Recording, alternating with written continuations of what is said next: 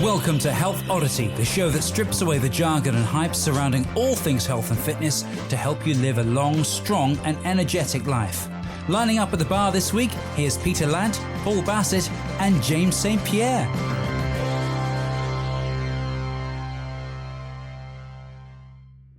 Hello and welcome to the Health Oddity podcast. We are on episode 123. And I actually thought, to myself before we came on, the next time we will be on a sequential episode like this will be episode 1234, which will be in about, if we're still going, it will be in about 5 years' time. Will it not just be episode 234? No, you got to start with one. Have you? Got to start with one. It's got to be 1, 2, 3, 4. Yeah. So next time it's going to be about a long time in the future. So we're at episode 123.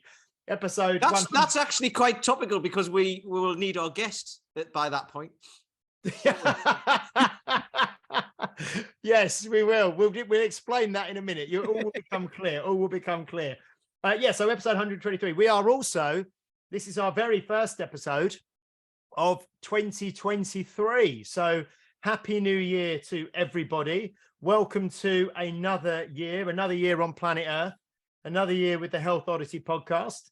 And I will start, before introducing our guests for today, by introducing our regular hosts and see how they're doing. If you're watching, they are both wearing beanie hats because it is cold in the UK on the 6th of January 2023. How are you doing, Mr. Peter Lant? I'm great. I'm wearing my hat because I've been out for a walk with a dog. It's a glorious day today. It's one of those days where there's loads of frost, but where the sun's hit, it's defrosted and all that sort of stuff. So the ground frost that has stayed, but it's still really warm when you're in the sun. So it's fantastic. So we just walked. It was really nice because we walked through Bath. And it's cold with all the buildings around because the sun's really low. But as soon as you get out into the meadows and stuff like that, it's really warm. It's been fantastic. And the only reason I've kept my hat on is because my hair will look ridiculous underneath it. The hair on the top of my head, not the hair on my chin, which just looks ridiculous anyway, but I'm cool with that. But yeah. And I'm looking forward to this because our guest, like I've alluded to, I'm now officially in my late 40s. I'm the wrong side of 45. Just. But so how old are you now? Are you 46? I'm 46 now, yeah. Well, so you're still mid-40s, sure. Yeah, but it's over mid-40s, isn't it? But anyway, we'll need this because it's quite funny because I think as soon as I turned 40, I started getting brochures for like sheltered accommodation and holiday homes abroad and all that for people. Like, you know the ones you get with discounts. There's like discounts for people to buy. They've got the browsing history and the Stana stair lifts and not quite mobility aids. No, not quite that just yet. But as soon as I hit 40, so for the last 6 years, I've been getting stuff for this sort of stuff. So it'll be interesting. Anyway, Mr. Paul Bassett, how are you doing? Well, it was pretty amazing New Year's Eve, wasn't it? The global events that happened. It's left us all in shock, hasn't it? I wouldn't say that because something might happen and we haven't got a clue what I'll be like Nostradamus. I'll edit that bit out. I'll be like Nostradamus. We can say loads of things now that we think might have happened. One of them will be true, won't it? Exactly. No, let's not play just this by game. Chance. You're a superstitious man, James. I'm not superstitious. If there's a massive, terrorist attack on New Year's Eve, you're going to blame us on the Health Oddity. Going to blame you, yeah. Anyway. I'll get someone. We'll edit this whole section out. Anyway. The entire section that I'm talking. There we go. Anyway, enough of this New Year's joviality, if that's even a word. Joviality, I think, is one. Joviality is a word. Yeah. Okay. Jollity. Maybe our guest can tell us because she's a bona fide writer, so I'm sure her vocab is going to be far exceeding ours. Anyway, we are joined today all the way from Weston-super-Mare, which our international listeners will have no idea where it is, nor did I actually. From Weston-super-Mare by Becky Fuller. How are you doing, Becky? Good, thank you. Yeah, very good. Excellent. And just before I pass over to Becky to give us a full kind of backstory, I've known Becky kind of for a while, various courses that I've attended where Becky's attended as well. Strong First, kind of kettlebells, level 1, level 2, barbell course. You know, we're connected via social media and all the rest of it. And but one of the reasons why I wanted to get Becky on is because she'll kind of go into more detail, but she is writing currently for Saga, which I think is Saga worldwide, or is it just a British thing? I think that their insurance and travel is British, but I think that the brand is kind of known worldwide. Okay. I think. It's basically like, writing health and fitness content for Saga, which is a 50 plus kind of organization, I suppose. I'm not really sure how I'd categorize it, but I'm sure Becky will tell us more about it as we go. But welcome to the Health Oddity podcast, Becky. Thank you. And welcome and congratulations on being our first guest of 2023. So you're kicking off the new year for us, which is fantastic. It is fantastic. I'm telling you. Okay. So Becky, do you want to just sort of tell us a little bit about yourself, really, about your background, about your what you do, about your career, about your training, about just give us the backstory, really, and then we can kind of dive in and find out more as we go, if that's okay. Yeah. So I've always kind of had two strands to my career. On one side, I've worked as a freelance journalist, mainly around comic book movies and theatre. So I wrote for a very long time for Screen Rant, which is quite a well-known film and TV website. And I did that while my children were small and still at home. Oh, Siri's just set off. And then when my youngest was 4, so he's 13 now, I decided that I wanted to lose some weight and get a little bit fit, and that was kind of where I approached it from. I bought a DVD and I did it at home. And what was the DVD? It was 21 Day Fix, which is a Beachbody DVD program, which is quite big in America. And it went from there. So then I did sort of another DVD and then another, and then I did Insanity, which you may well have heard of. And I loved that. So at the time I was working as a social media manager for our local hospice, and one of my workmates said, you should teach classes, because my degree is in theatre, so I'm kind of happy to perform. And he said, you should go and qualify and teach classes. So first of all, I qualified as an Insanity instructor, and I taught that. And what's the guy's name again? The guy who does Insanity? I can't remember. It's something with a letter after it. Sean T. Sean T. That's it. That's it. Yeah, Sean T. Yeah. Okay. So yeah, I taught that just, as an extra, and I just found a real affinity with teaching groups of women. And I was doing kind of basic weights at home, and I thought, I'm going to go and qualify to be a personal trainer so that I can teach women how to be strong.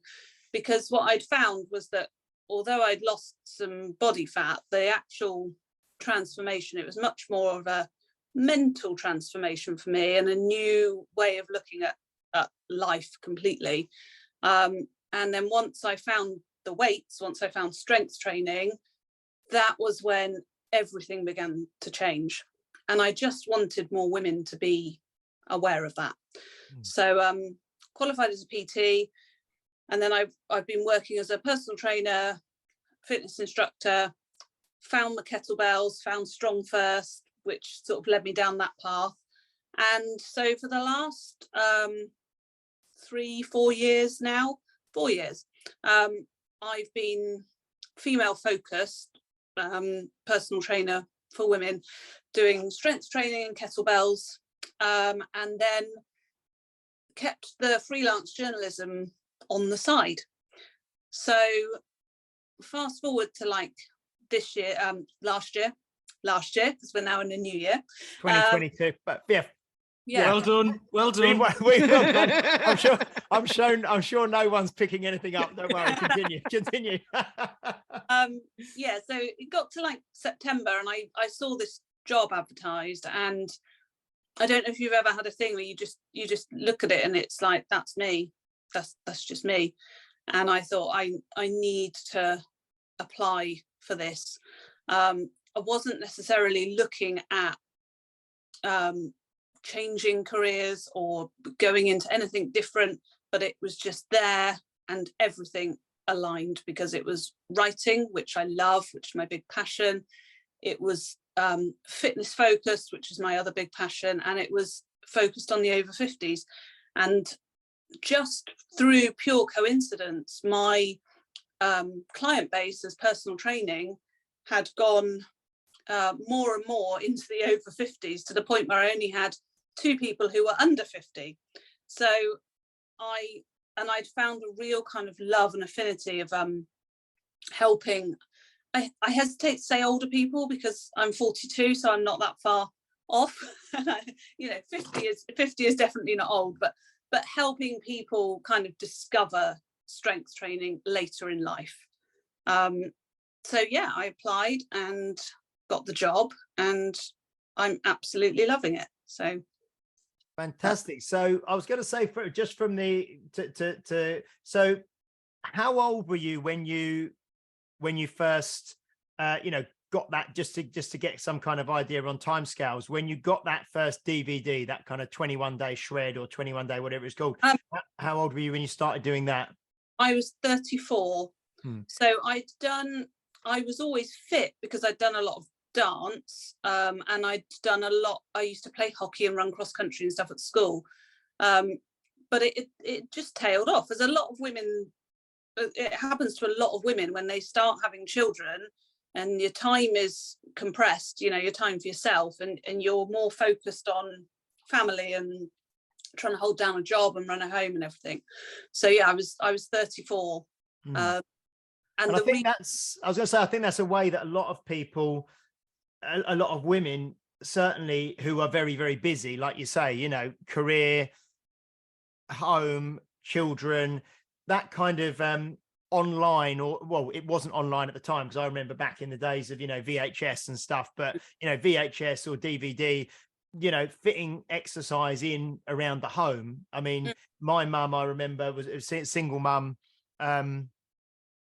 probably 30 years ago, used to have like I think it was like Rosemary Conley or something back in the day, like a VHS, and they pop it in, and it's like a 20-minute workout, and you do it at home, and that's kind of, but it's really interesting how that you kind of, I suppose I was going to say, it's like a gateway drug, you know what I mean? You kind of, how you kind of move from the DVDs at home, and then you went more into the hard stuff, you kind of went into the Insanity and the Shaun T, and then the strength training, and then the Strong First, and you gradually progress through the, through the exercise narcotics, as it were. Okay.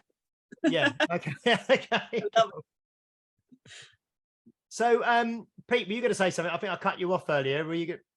No, I was interested in, because I think, I don't know whether a lot of this will go, it'll cross over to what we spoke to Vicky Causer about as well. But you were saying you were doing the Insanity stuff and all that, and you absolutely loved it, and you became an instructor and everything. But then you started to do strength training, and that's when, and you said everything began to change then.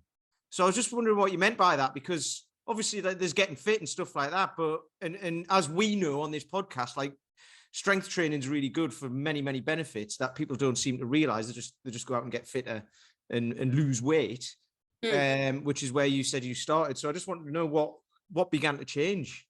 The feeling of empowerment, I can only speak from a female perspective, but picking up a heavy kettlebell or a bar, or a heavy set of dumbbells, and pushing them overhead or lifting them up off the floor or something, just gives you an overwhelming sense of empowerment, and like, I can do this. So if I can do this, I can do anything.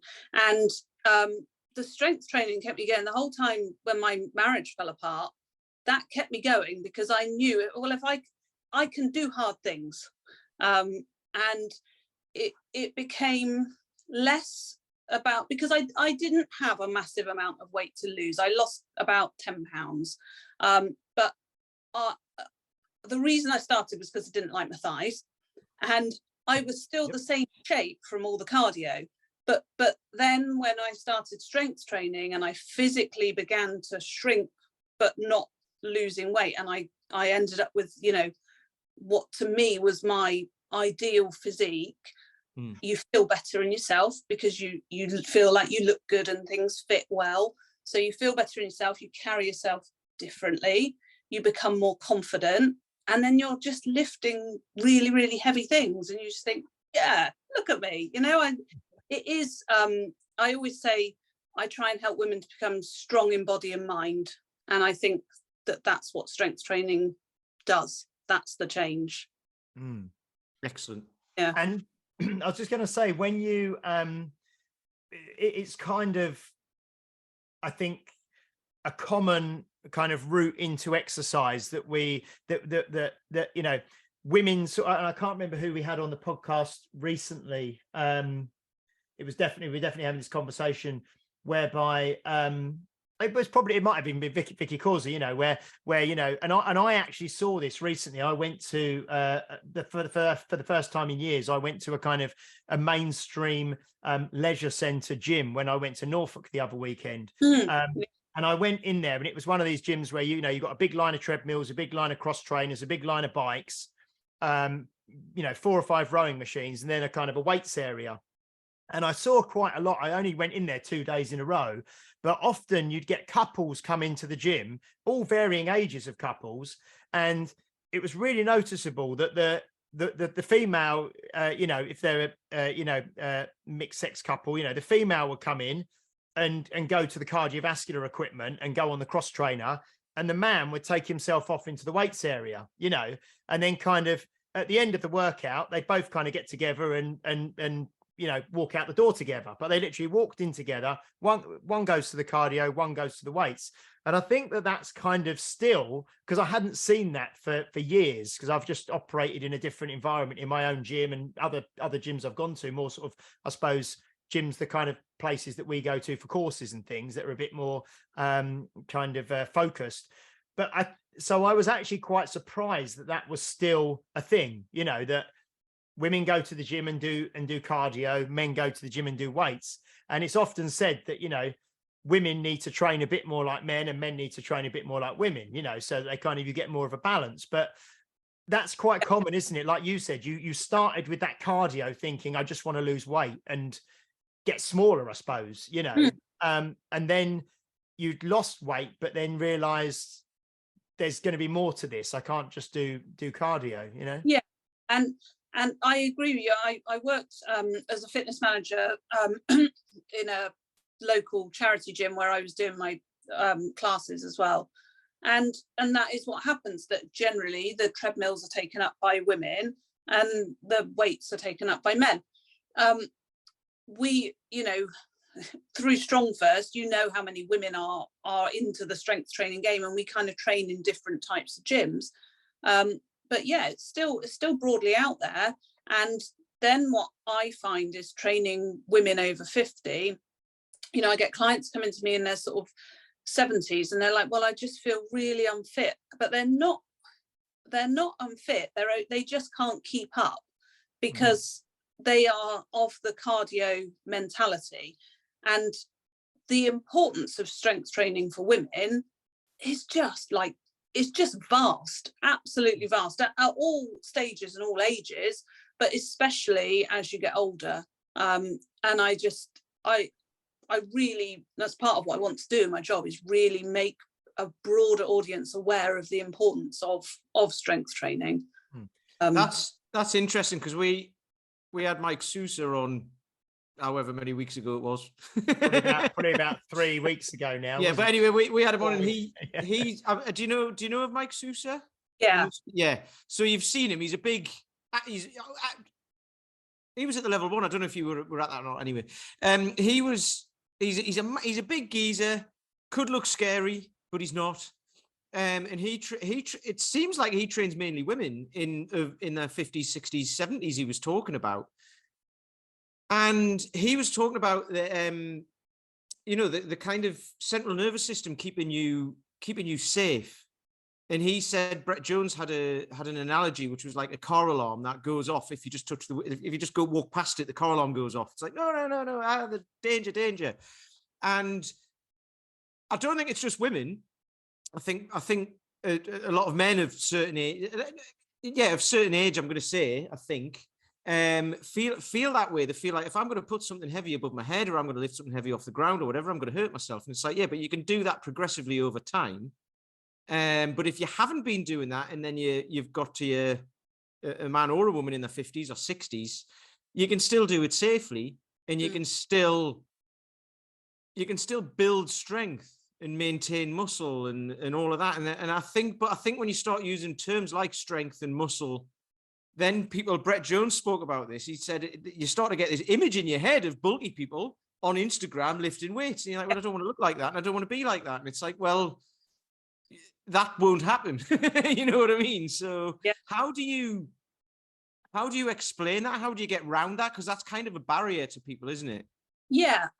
So with a lot of older clients, they come to me and they're sort of saying, I can't get up and down off the floor anymore. I can't get down to play with my grandchild, or I can't lift my grandchild up, or I can't reach this or whatever. I had one lady who said to me that when she cleans the glass shower panes, she can't go down the bottom. So there's sort of this line of soapy water down the shower panes. And the way I always explain it is, I'm like, when you say strength training, you think of lifting weights in a gym, but actually it relates so much to everyday living. Yes. So, I need you to be able to squat, because I need you to be able to get up and down and in and out of the car, or up and down from a chair or whatever. I need you to be able to reach overhead, because you can get things out of cupboards, or, lift things from the floor, grandchildren, and so on. And once you kind of make that connection to the everyday life, and really, that's the same with men and women, and really whatever age, you can always relate it back to some form of everyday living, I think.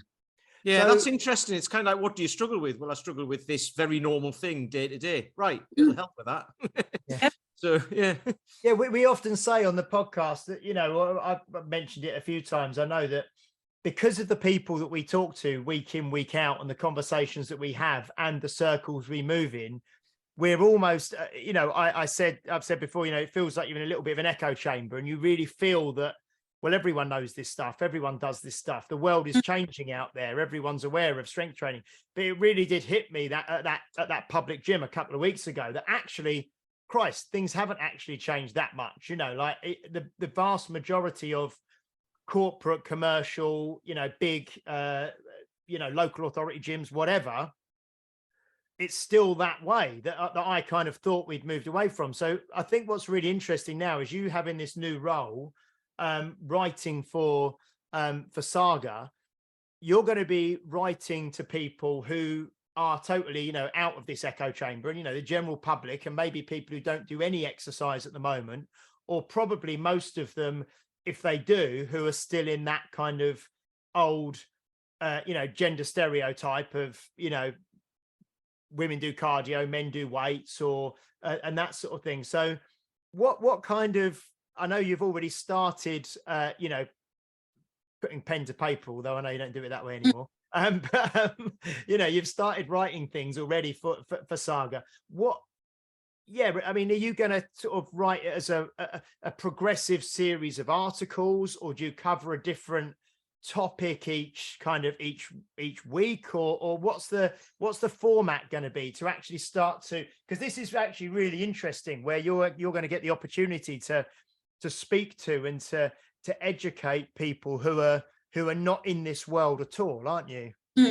Yeah. So when we launch, there's going to be a mix of kind of progressive series, and then sort of articles reflecting what people are looking for. The generation that we're looking at now, like 50 plus, they're really kind of tech savvy. You know, if you look at us, none of us are that far off it, we're all sitting on a podcast. But if you went back 20 years, somebody of 50 wouldn't have had a clue. You know, people are much more switched on. They want to know, if I buy this smartwatch, what will it do for me? So there'll be those kind of reviews and guides and stuff like that. And there's going to be a mix of articles, for people who are already out there doing stuff. So people who are running, people who are walking, people who are into yoga and things like that. But then there's also going to be a lot of kind of deep dives into different ways of working out and things like that. So we're trying to form like cornerstones, and one of the cornerstones will be menopause, around the menopause. So, you know, that instantly sparks off so many different things. You know, how will I change in the menopause? How will that affect my exercise?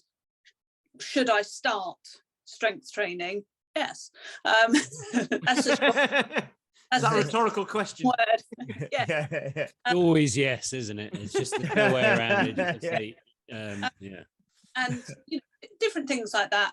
And then lots of articles around kind of, you know, blood pressure and diabetes and things like that. You know, can type 2 diabetes be reversed? People who go to their doctor are very often just told, well, you are type 2 diabetic, or you're bordering on it, lose some weight. But you're not given sometimes you're given a voucher for Weight Watchers or what Slimming World or whatever it is in your area, but you're not kind of given helpful, constructive advice. And I well, not just me, but the editors really want our site to kind of be a lot of people's first port of call for new knowledge. So for me, as the fitness writer, you know, I want to be kind of a strong voice in that area where people are, oh yeah, I know she writes good stuff, she knows what she's talking about, and so they'll kind of gravitate towards that and get good information and accurate information from us. Is this like a new? I don't know that much about Saga because I don't need to. I just know. Yet. And this is going to sound horrible. Saga's for old people, right? But that's what a lot of people will think, yeah. right? Yeah.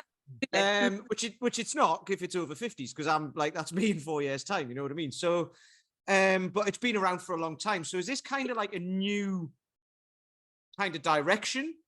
Because what's just sprung to mind to me as well is that I've got a headline for you as well, by the way, for an article which will be great. Come on, then. But I'll give it to you later. Okay. It's suspense for the listeners. You see, they'll want to listen to the end now. It's not similar to your gym where you punch meat, is it? No. It's totally different. That's a different demographic. I've lost my train of thought. No, so when we were speaking to Vicky Causa, right? So I don't know if you're aware of her. She's got real strong women, is what her business is called, because they're real women and they're getting stronger. Like that does what it says on the tin. And she was saying, you know, some of the stuff she sees for women of a certain age. I don't know what age, but it's all. She said like there are classes for like over 50s. Where it's basically just stepping up and down off a step and swinging your arms around and all of this sort of stuff. And she said we've moved on since that, like the Rosemary Connolly stuff and the Mr. Motivator on the telly and Lizzie Webb and the Green Goddess and all of that. Just to prove that I am the age I am.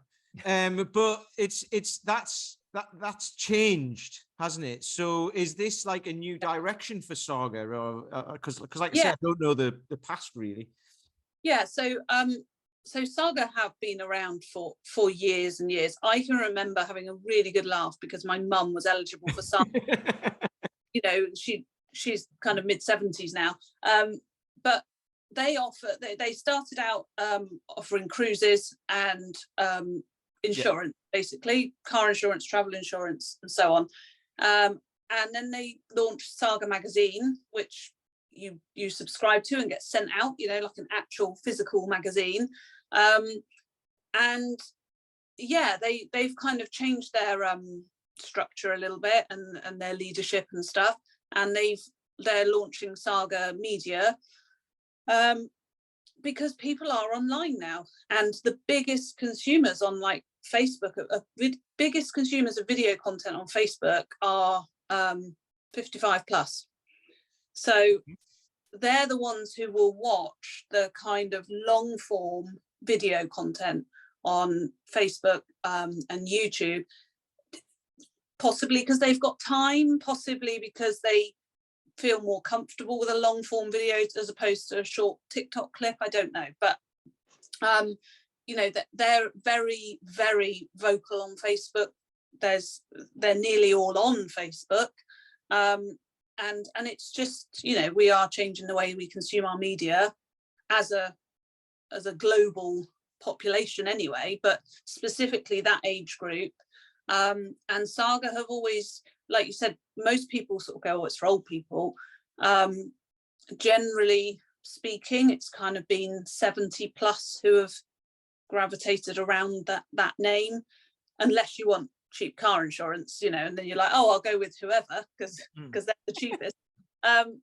So yeah, we're trying to sort of, you know, bring in that age group, because 50 just is not old. At 50, most people are still working. You might have children who are older. You might have adult children, but you might have teenage children or children who are just entering into the preteen years. But you're by no means old, and so we want to kind of encapsulate a broader range.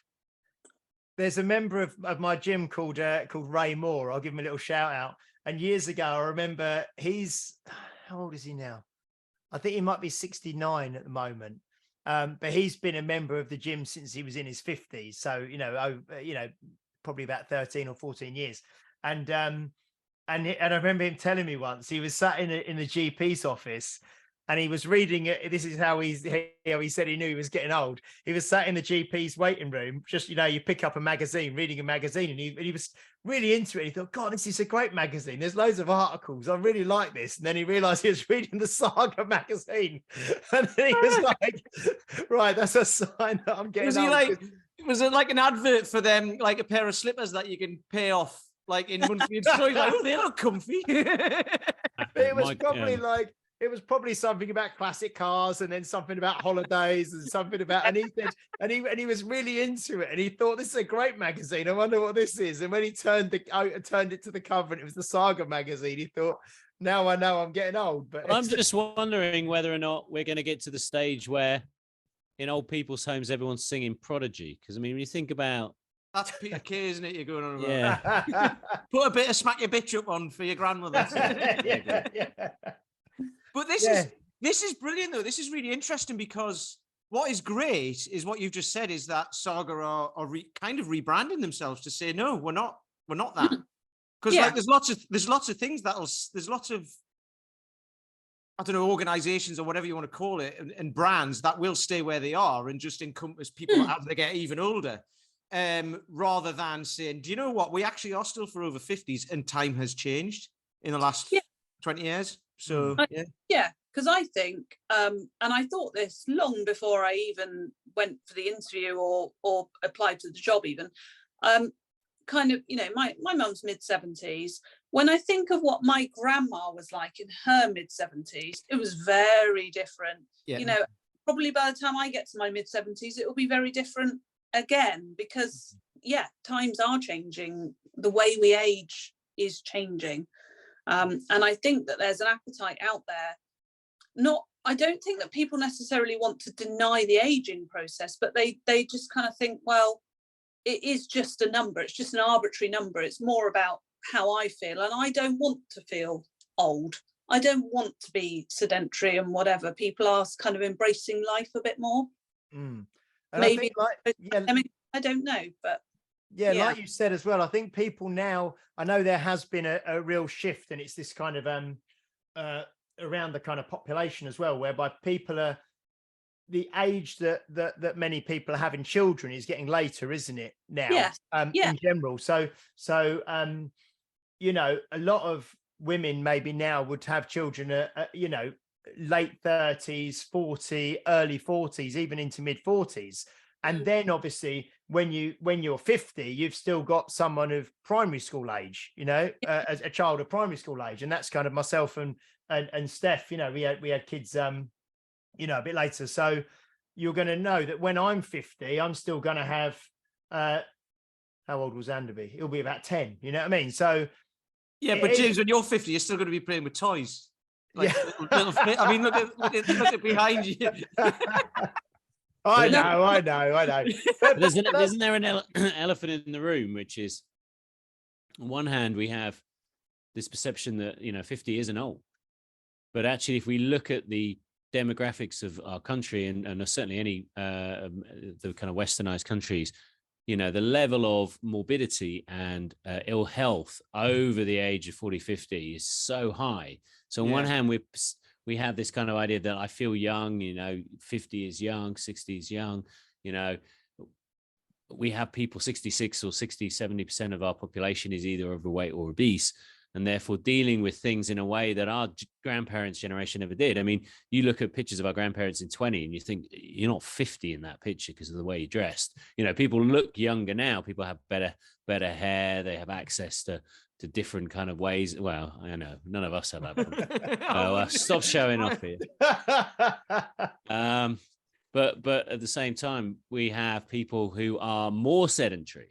You know, they want the trappings of life. They want to go on cruises. They want to go on holidays. They want to go on all those things.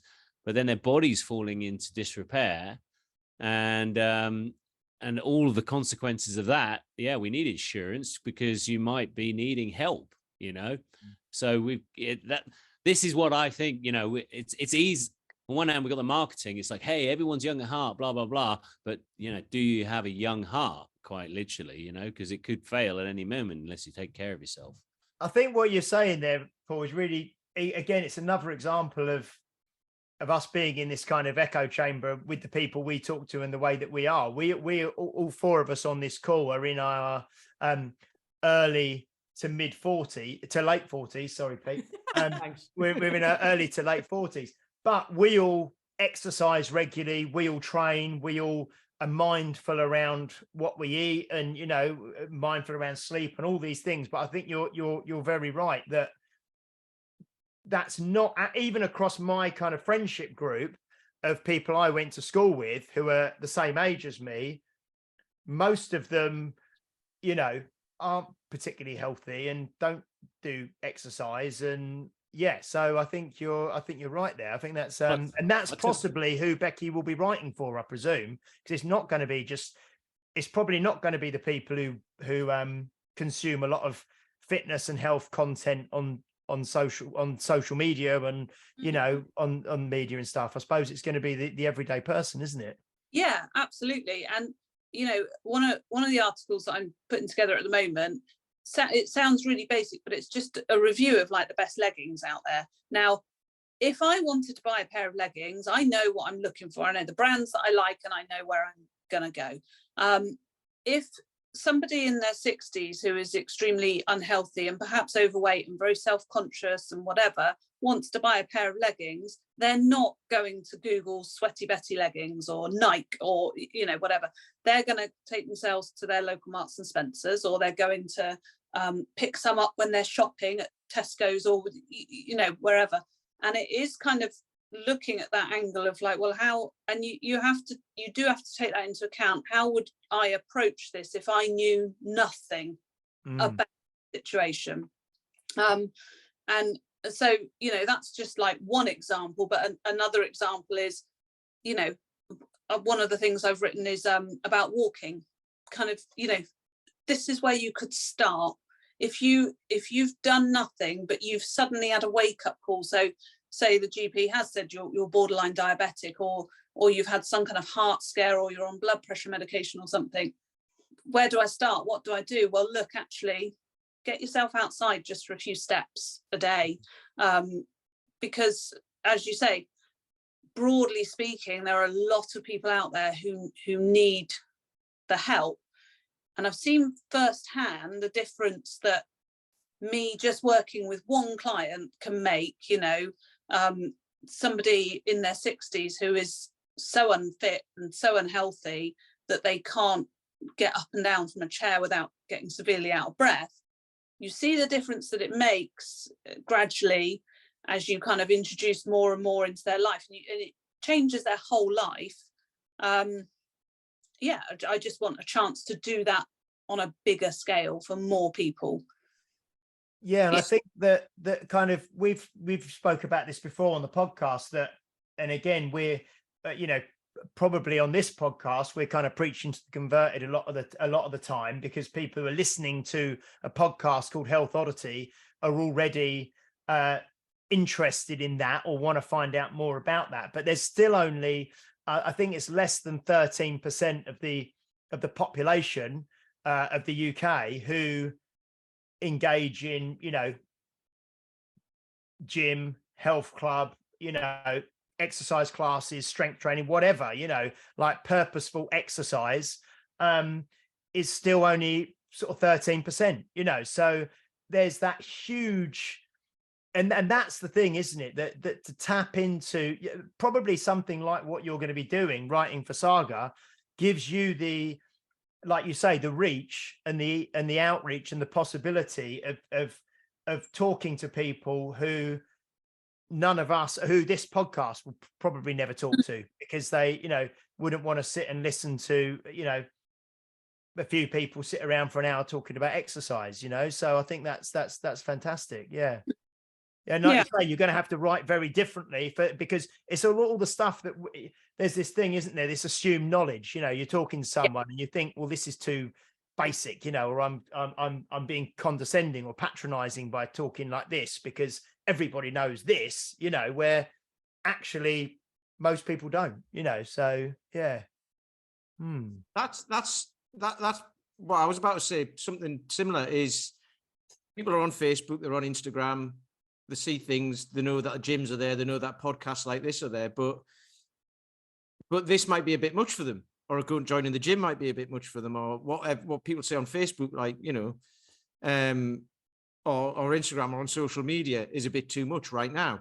But then reading a magazine that says, go and do aerobatics, as my dad used to call it, aerobics, all that, like go and do, what's it, like swim, what do they do? The, water aerobics and all that sort of stuff, you know what I mean? Yeah. And then people will say, yeah, but no, because I can do more than that, but I can't quite do that. And it's just somewhere right in the middle for them.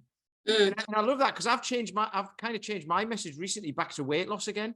Because I used to hate talking about weight loss because it can make people feel really bad, but that's what people are after. And it's really hard to get across to someone, strength training, brilliant, just do that. And then, like I say, they immediately think of someone who's ripped and all that, and they're like, that's never going to be me. So it's like, right, lose half a stone in a month or 2 months or whatever, because you have to put a time on it as well, don't you? Which I hate doing, but that's what people want. And then if you can bring people in on that and then get them to understand the nuances behind it, that is brilliant. But so how will you do that, do you think, for Saga? Because obviously the articles, there'll be a, like find some leggings, which is great, but you can't write articles about that all the time, can you? And like, will you have some that are a bit more in depth, some that are a bit more kind of surface level, and then try and sprinkle them through just to get people on the right days, if you know what I mean?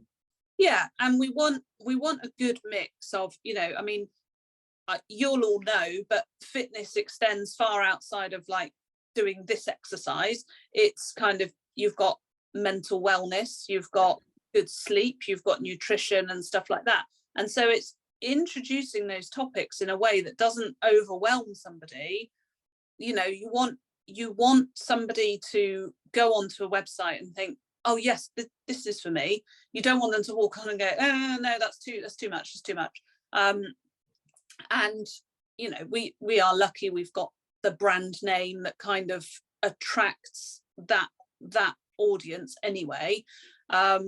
It's a known name, but if they can log on to, they want to find out something about taking statins, for example, and they can read an article about that explains it at a basic level, but then can point them in the direction of, well, look, actually, you know, these exercises could help with that.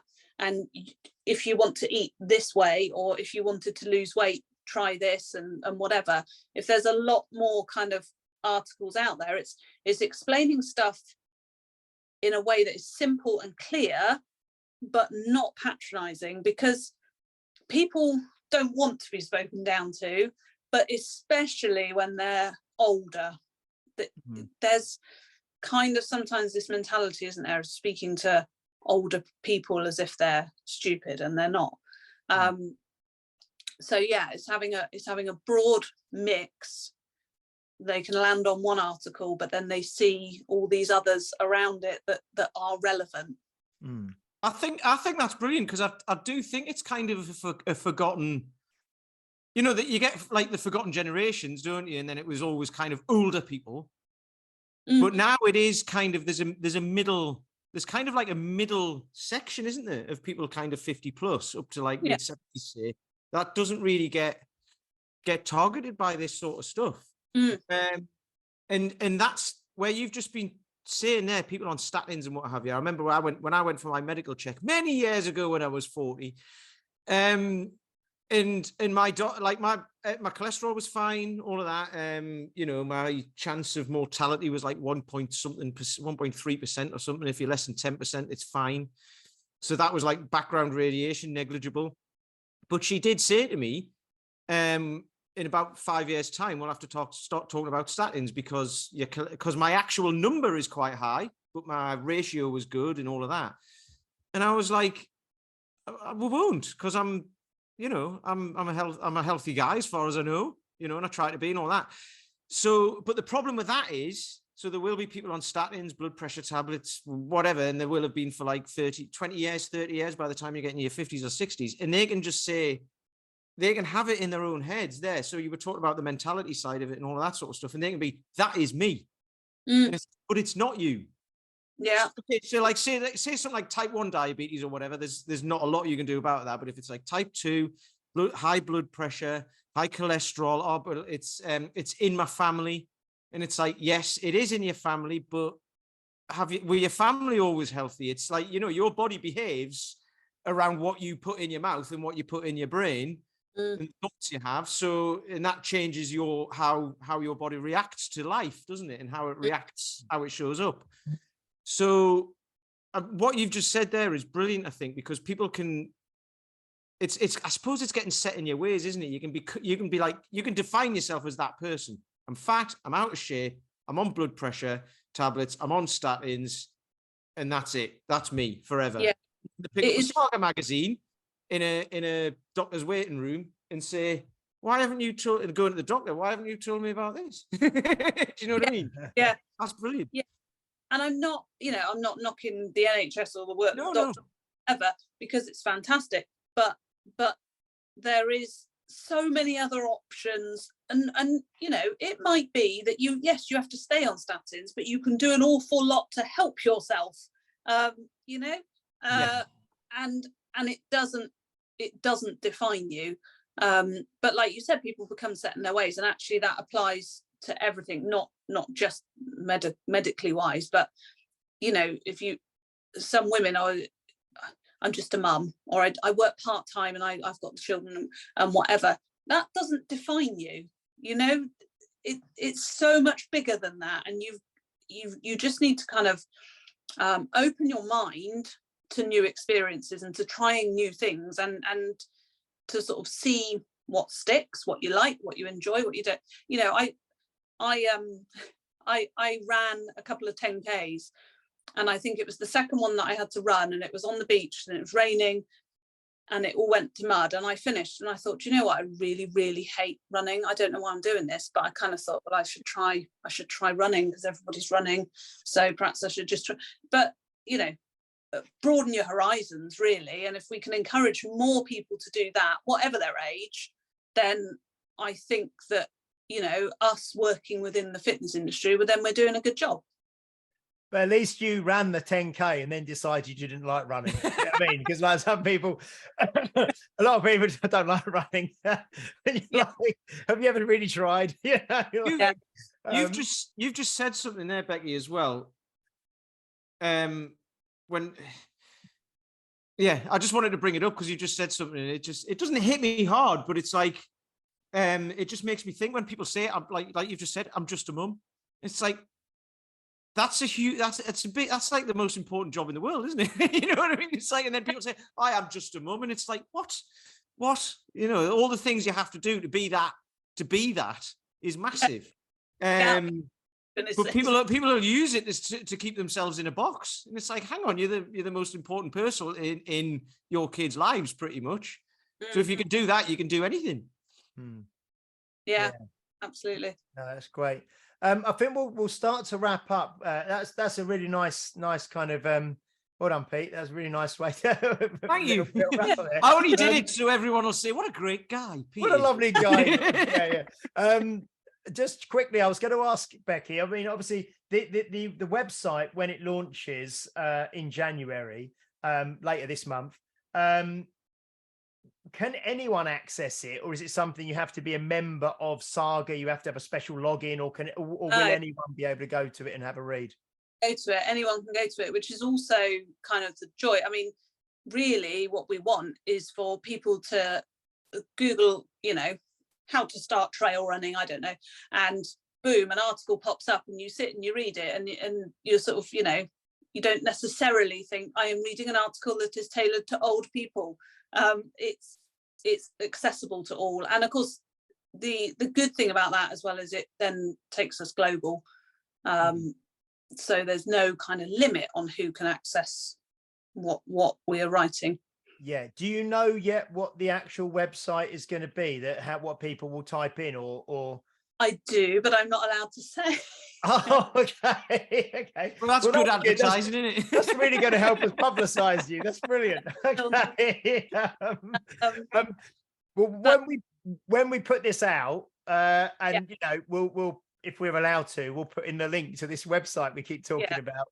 I mean, so it's launching when this podcast goes out. It'll be launching in about 3 weeks from there. And I will obviously be putting it all over my socials and stuff because we want traffic. But yeah, because it's kind of still being built and still being put together, they're kind of hesitant on putting it out there. But if you head to the Saga website, you will be signposted towards it, definitely. So yeah. Okay, excellent. No, that's great. No, I think that sounds great, and hopefully, I'll certainly go and have we'll push it, and we'll all go and have a look and promote that. That's fantastic. Just as we wrap up, Pete, have you got any final thoughts or anything you'd like to say?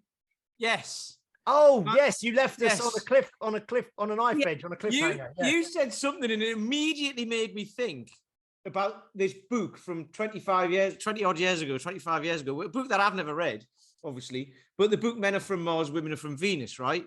There'll be people out there, obviously, who've read that. Yeah, I've read it. Dr. John Gray, isn't it? Yeah, I've never read it, right? But your Women Do Cardio, Men Do Weights made me immediately think of that title, and it's like it's like a play on words, and you could put like Women Do Weights, Men Do Cardio, or something like that. You know what I mean? And like just flip it round or whatever. But yeah, I just like immediately made me think of that, and I was like, oh, I'm quite proud of myself there. You've not used it, but it doesn't matter. It is actually a really good topic to look at, isn't it? Why is that tradition? Yeah, because obviously it's like the difference between men and women, isn't it?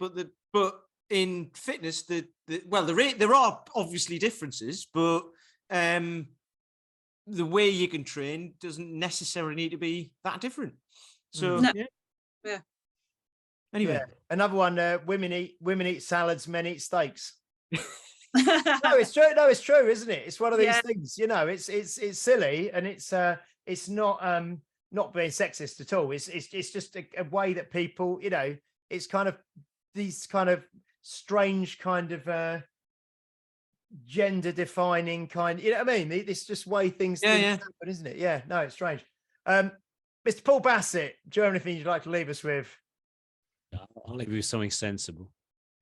No, it's just good to have to know that something that the people, that the person writing the articles in a mainstream publication in a major corporation knows what they're talking about, and has a background of actually serious training, so knows what it takes, rather than someone just recommending that you just eat, macchia or something like that to lose weight, or some bizarre thing, whatever's the hot topic. It means that you've got a critical eye.